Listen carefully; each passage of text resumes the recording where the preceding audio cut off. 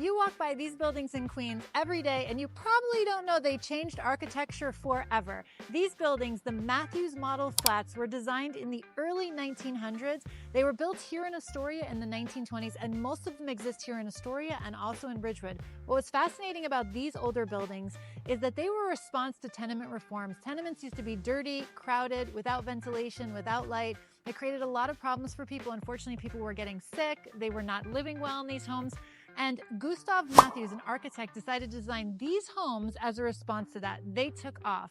They are literally everywhere in Queens, and there are some blocks in Astoria where they line both sides of the street.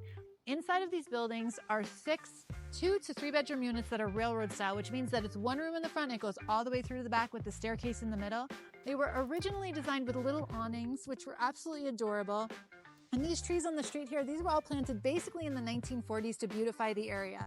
So these buildings really do have a special place in Queens history. They're not found anywhere else in the city, so they're definitely unique to our borough. And what I love about these homes is they've stood the test of time. These homes are still not only very valuable, but also a wonderful place to live. They have higher ceilings than most of the older buildings in this neighborhood, and they have a beautiful basement. They have been really, really tried and true, tested Queens buildings. Now, what's a little bit unique about these buildings is they're not the classic red brick that you see in most of Queens, but instead they're this beautiful blonde brick, and they have different color accents. These bricks were actually made in a factory in Staten Island, so it's local labor, local material as well.